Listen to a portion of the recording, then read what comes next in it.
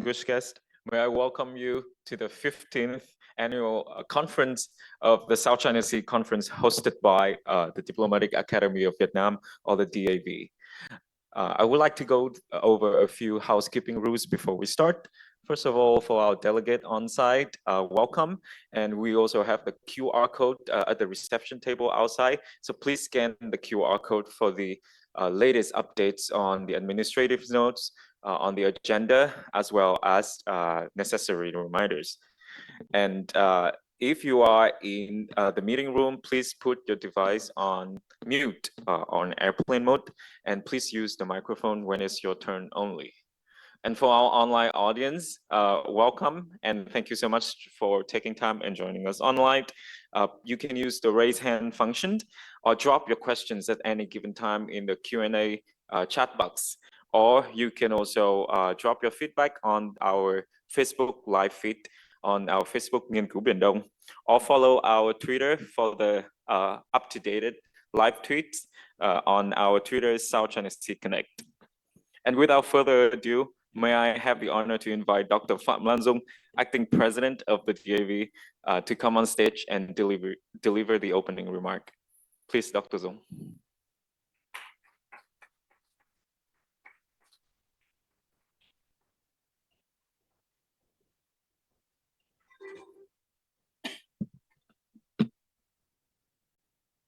Your Excellency, Mr. Đỗ Hùng Việt, Deputy Minister for Foreign Affairs of Vietnam, Your Excellency Associate Professor Dr. Lê Hải Bình, alternate member of the Central Committee of the Communist Party of Vietnam, Vice Chairman of the Central Commission for Publicity and Education, Excellencies Ambassadors, members of the Diplomatic Corps, Mr. Trần Phước Anh, Director General, Ho Chi Minh City Foreign Affairs Department, distinguished moderators, speakers, participants, and guests. It is my great honor to warmly welcome Excellencies, Ambassadors, and our distinguished guests to the 15th South China Sea International Conference titled Illuminate the Gray, Light Up the Green in Ho Chi Minh City. As an institution aspiring to be a region leading research institution and think tank, the Diplomatic Academy of Vietnam has been actively facilitating open, candid, inclusive academic discussions on wide-ranging topics and emerging issues with regional and global implications. Via our several Track 1.5 and Track 2 initiatives, we have connected thought leaders, experts, scholars, policymakers, and practitioners from this region and beyond, generating constructive discussions that promote dialogues, trust, and cooperation on geopolitics, foreign policy, non-proliferation, maritime security, water resources management, rule of law, middle powers engagement, and so on. Over the past 15 years, we have been promoting this particular dialogue on the South China Sea and maritime security because we do not see the South China Sea only as a dispute, but also a matter of regional peace and stability, a matter of international and interpretation and application of international law, of international cooperation to tackle common and emergent challenges that are taking shape in new forms, new domains, and new frontiers. The promotion of dialogues to preserve peace and stability is becoming even more pressing and urgent as confrontation and conflicts have erupted in geostrategically contested places in other parts of the world, thus asking all responsible and peace-loving nations to engage in open and frank discussions, regardless of their size, of their political ideologies and vision, their development status, or even their geographical location, to seriously ask the question, why these conflicts have happened. What are the lessons that can be learned from the best practices to enhance mutual, to find ways to promote peace, stability, and to prevent costly lessons. Geographically, at the center of the Indo-Pacific, the South China Sea was and continues to be the testament for our ability to promote dialogue and cooperation, to preserve the rule of law, to promote good practices, and to prevent harmful precedences. Excellencies, Ambassador, and distinguished guests, this year's conference is themed Illuminate the Gray and Light Up the Green. I apologize if the English is a little bit confusing, but our intention is very clear. We wish to invite you to analyze the state of play at the South China Sea and the region, clarify the governing rules, identify policies that enhance trust and cooperation, and highlight activities that upset the rule-based order and create tensions. By illuminating gray areas, we hope to make the maritime domain more transparent and more tranquil. And we also wish to light up the green to shed light on the potentials of the sea and therefore also of our future by promoting best practices in key areas of the green transformation, such as offshore wind energy, transformative marine technology, research, and investments. We will discuss how maritime capacities, such as law enforcement agencies and regional mechanisms, can contribute in a constructive manner to the development of a bluer or greener South China Sea. Excellencies, ambassadors, and distinguished guests, every successful event should receive the harmonious blessing of the right time, of the right land, and the right people. We have such a saying.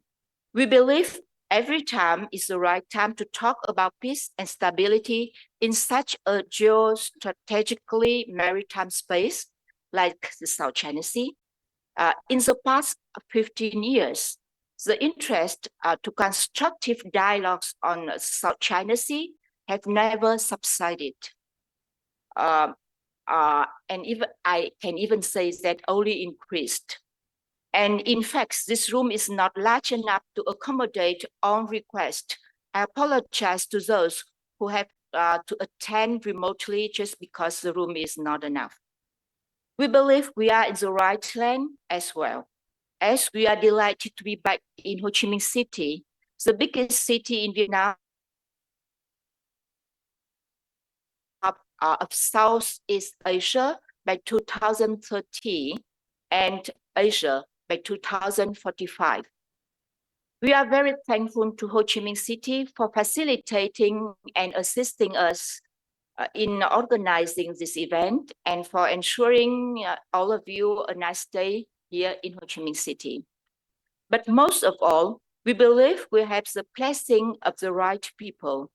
Our conference would not have happened without the blessing of our valuable partners, including the Vietnam Lawyers Associations, the Foundation for East Sea Studies, Petro Vietnam, the Konrad Adenauer Foundation in Vietnam, the Enhancing Security Cooperation in and with Asia, ECWA, project of the European Union, the Embassy of Australia, Canada, the British Embassy in Hanoi, and we thank all our partners for their valuable support and professional assistance. And of course, we are deeply indebted to the active and constructive participation of all ambassadors, moderators, experts, scholars, and commentators. Your encouragement throughout the past 15 years until now has given us the confidence to continue propelling the quality discussions of the South China Sea Conference issues, actually series. Last but not least, I would like to thank my DAV colleagues, especially the the South China Sea Institute, for their vision, dedication, and innovation throughout the past 15 years. Without any further ado, I wish you all to enjoy the next 2 days of discussion and have a pleasant stay in Ho Chi Minh City. Thank you for your attention.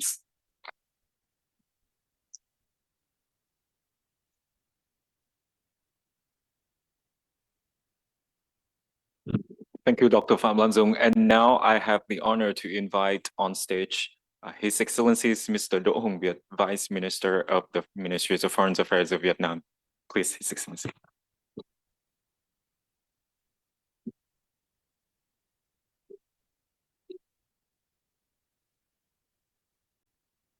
Dr. Pham Lan Dung, Acting President of the Diplomatic Academy of Vietnam, Excellency Associate Professor Dr. Lê Hải Bình, alternate member of the Central Committee of the Communist Party of Vietnam, and Vice Chairman of the Central Commission for Publicity and Education, Excellencies, Ambassadors, and members of the Diplomatic Corps, distinguished speakers, moderators, and all participants, ladies and gentlemen.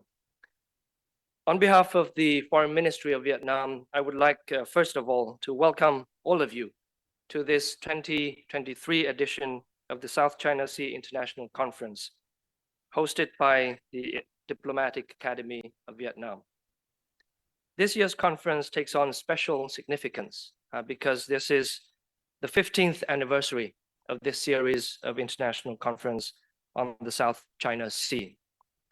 For 15 years, the South China Sea International Conference series has provided an open, candid, and friendly environment for regional and international experts to come together to advance mutual understanding and narrow differences.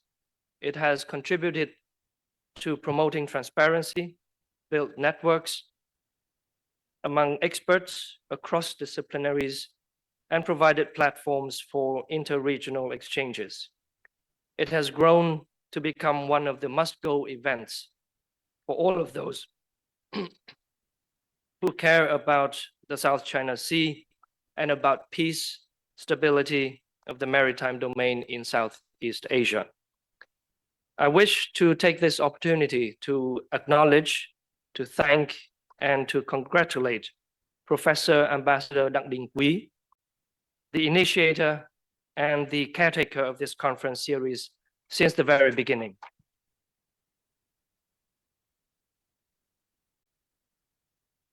I think that seeing how this event has evolved over the years, you can certainly be very proud of your idea coming to fruition.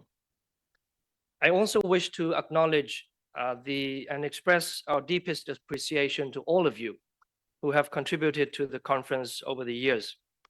Many of you here have been participating since the very beginning of this series. In 2009, some even without interruption. And the success of this conference series owes very much to all of you. Thank you. As we move forward into the next 15 years, we envision this Track 1.5 dialogue to further evolve into a key region-wide maritime security forum, one that is open, inclusive, innovative in nature, and a meeting point and hub of interests spanning from the Indo to the Pacific and beyond. Yet no matter how the forum itself may change, its purpose, its raison d'être, remain unchanged. That is to synergize efforts for cooperation and minimize risks to make the South China Sea a sea of cooperation rather than confrontation, a sea that connects and not divide, a sea that brings prosperity and reduce animosity. That evolution of the South China Sea International Conference series will require the continued strong engagement of the veterans of this conference series, and at the same time depend on the interest and engagement of the next generation of scholars, experts, and thought leaders, some of whom are with us here today. I would like to encourage you to join us in building networks and instilling a habit of dialogue and cooperation, and contribute fresh and innovative ideas. Excellencies, ladies and gentlemen, allow me now to address the theme of this year's conference, Illuminate the Gray and Light Up the Green. One can say without much exaggeration that the global center of gravity continues to shift towards the Indo-Pacific. This region is home to the highest concentration of global middle class, of young, innovative pool of talents, of megaports and cities, of green finance, critical minerals, and other important resources. The region is, or at least is becoming, the epicentrum of global growth and a key locomotive for global recovery and future prosperity.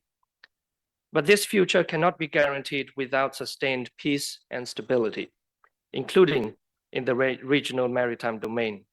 We are living in an increasingly turbulent and divided world. Strategic rivalries are creating great divides and a great fracture, if I may borrow the words used by UN Secretary General Guterres. Conflicts are breaking out in many regions, from Europe to the Middle East, and the Indo-Pacific region, particularly in the maritime domain, is certainly not immune from the risks of confrontation and conflicts. Now, this compels us to expect the unexpected and to think the unthinkable, to constantly screen the maritime domain of potential dangers, to review existing cooperation mechanisms to address emerging challenges, and to act together to preempt those challenges and threats. And this is done partly by bringing together leading scholars, experts, and policymakers to take a closer look at the region and the South China Sea, as this is a critically important body of water that connects the Indian Ocean and the Pacific.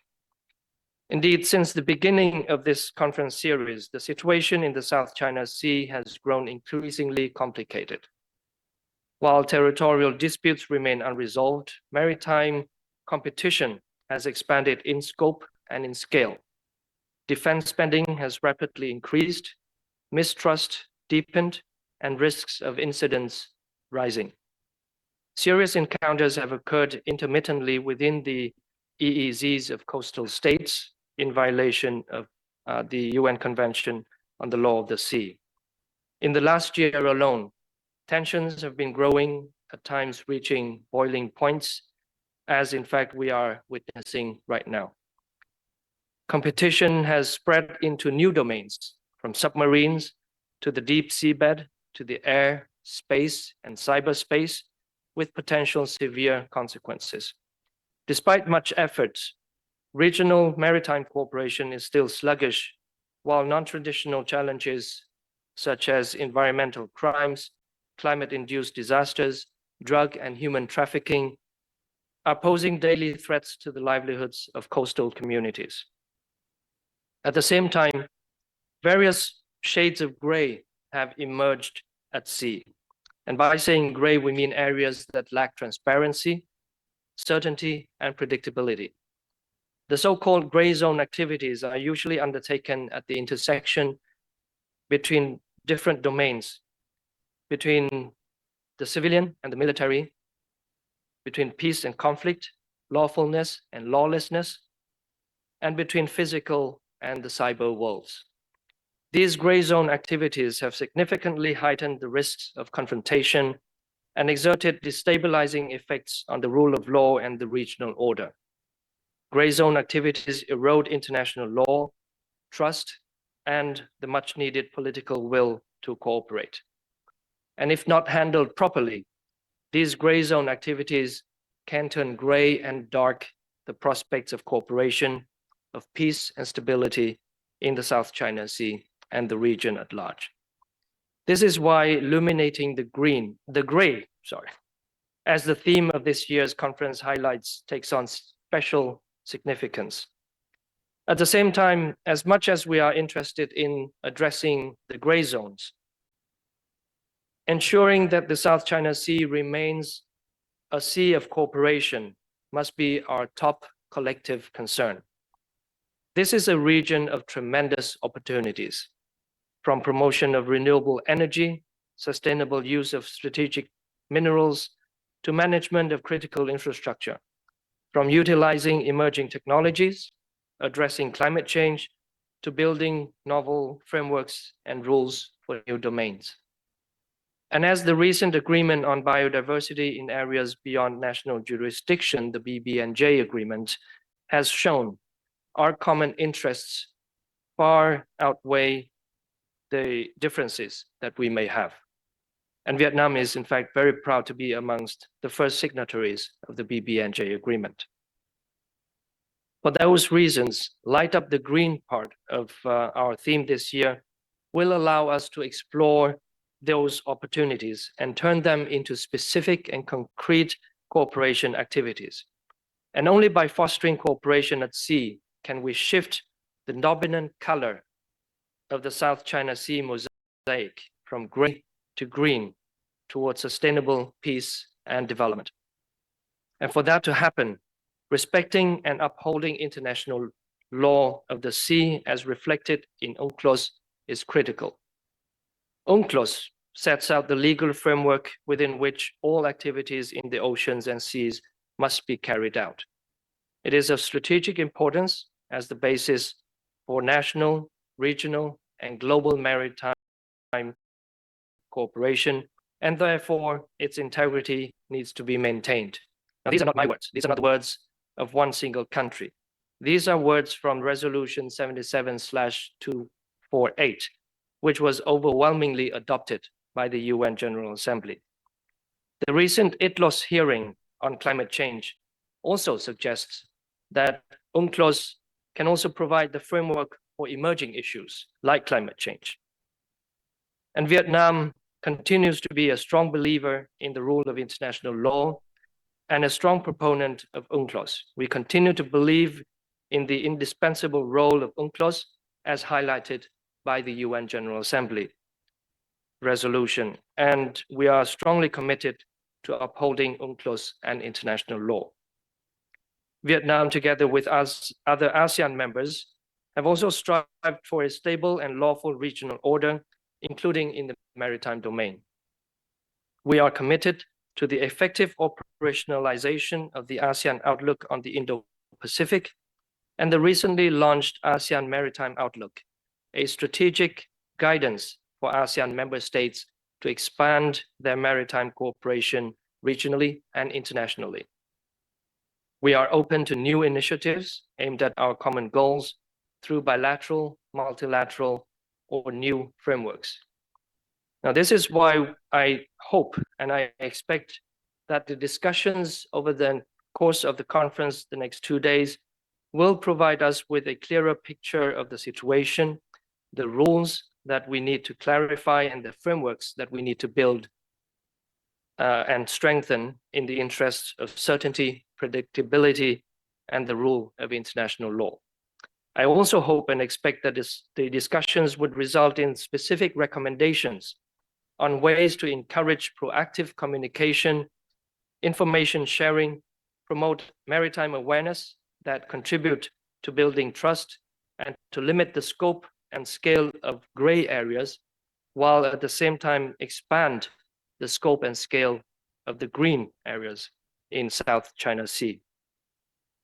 With the confluence of knowledge and wisdom here in Ho Chi Minh City, a metropolis where the rivers join the sea, I strongly believe that today's conference will enrich the flow of ideas and innovations and help strengthen our dialogue for cooperation on the South China Sea. I wish all of you the best in this endeavor, and I wish the conference great success. Thank you very much.